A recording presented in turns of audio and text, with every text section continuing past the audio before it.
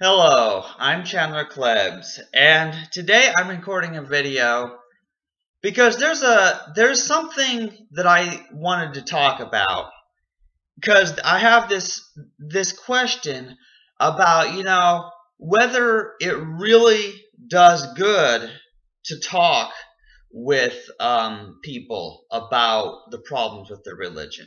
And see, here's something because even though like I have serious problems with religious beliefs because of the harm that it promotes, that all kinds of violence caused by religious beliefs. There's another side of it that I realize when you talk with somebody and you explain even why you don't believe their religion or whatever, how that causes a problem for them because, well, this is something I've learned, and I didn't get this at first, that when you are explaining to people the reasons why you don't believe an afterlife is impossible, well, there's a problem because okay, case one, they don't believe you and just think you're full of crap, which is basically how a lot of people, including my mom, think about me. I'm sure think that I'm just stupid, that I don't know that that God exists and that heaven is for real. They just probably think I'm an idiot, which is fine because I don't care too much about that, but that's usually what happens, is they just dismiss and don't believe it.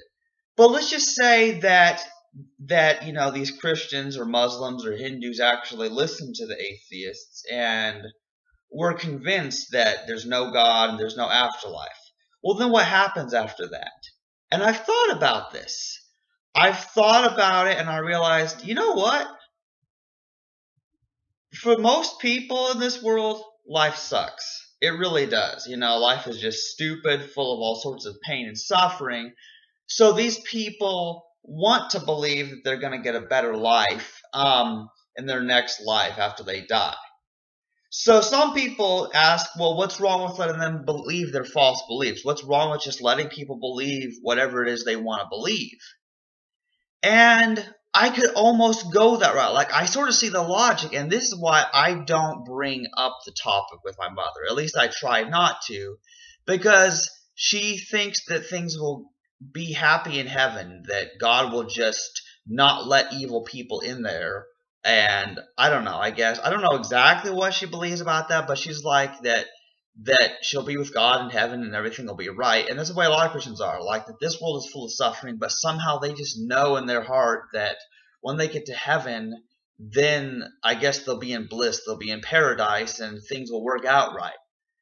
And that's the thing, is if a God exists that can make a heaven where people are not suffering, well, then why isn't this world that way? Think about it. Because if God can make heaven a paradise, then why not make this earth a paradise? Why not do a few miracles, make everybody believe the correct thing, do something godly or supernatural or something, And that's my objection to that. And that's one of the biggest reasons I don't believe in God. And that's the thing, is it seems logical to me that why there's no afterlife. There's several reasons I believe that, but it seems even more logical to believe that if there is an afterlife, it's going to be full of suffering as well. So people who, die, and even if they end up in some kind of a heaven place, well, there's every much of a reason to believe that there's going to be a problem in heaven, as there's problems on earth. So that's just it. That's why I don't believe in heaven, because even if there is an actual place called heaven, it's not going to be heaven as the Christians have described. There's going to be still tons of suffering, because if God even existed, well, even if God exists out there somewhere, God's not interested and regrowing limbs for the amputees, or giving sight to the blind, or stopping rape and abortion and all these terrible evil things. And so the problem of evil still stands. And here's what I mean. Because the problem of evil, it doesn't prove that a god or a deity of some type doesn't exist. All it means is that we shouldn't give a shit. That's all it means. Because if this God is, even if this God exists, um, the only purpose of having a God is to, as far as I can see, is to be able to fix messes that humans can't fix. Because there's a lot of things that I would like to fix, a lot of things I'd like to do, but I don't have like the godlike powers to, multiply food and to raise the dead and cure diseases instantly. That's just it. That's just the thing. Because I grew up Christian. In the Bible, Jesus could just say that someone would for someone to be healed, or he'd touch them or whatever, and they'd just be healed. And so then, well, why are people dying of all these diseases? And the problem is, whenever I talk to a Christian about this, their response is free will.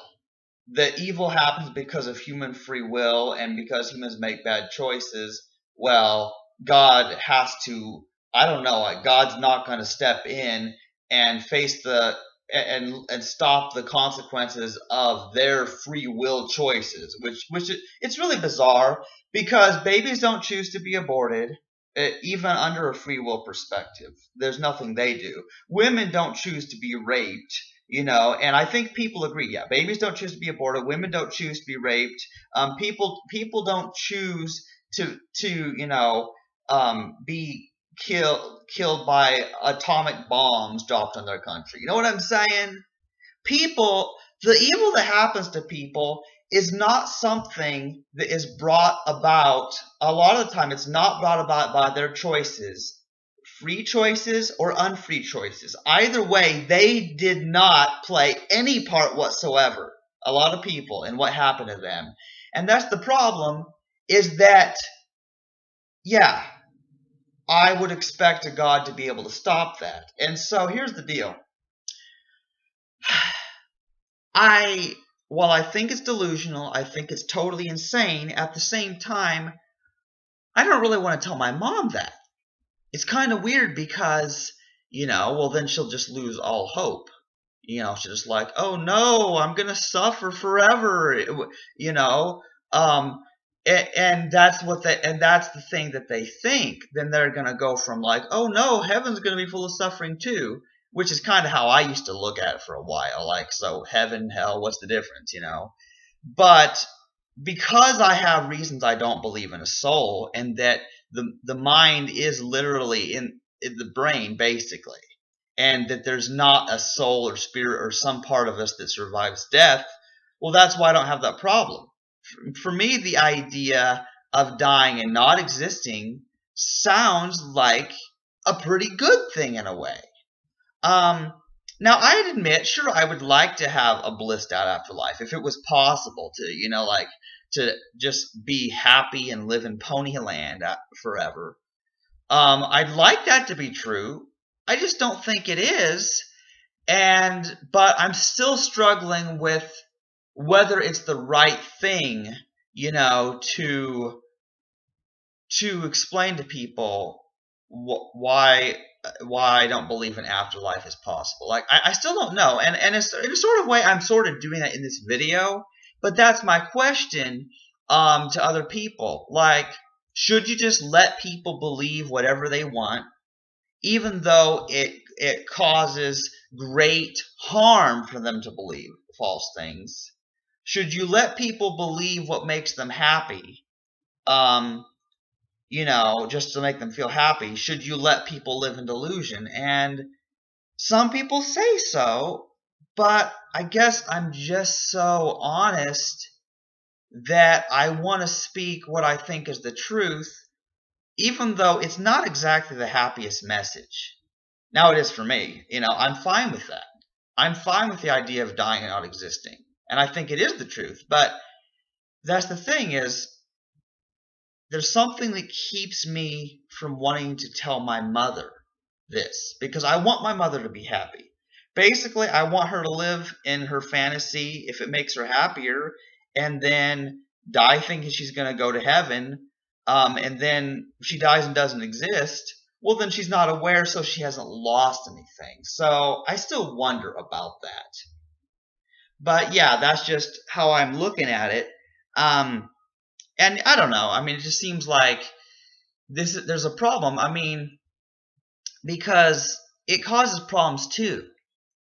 To believe in an afterlife like that, well, then there's also the issue that religions scare children by telling them, oh, well, if you don't believe this or if you do this, well, you're going to hell. You're going to be punished because you deserve to be punished.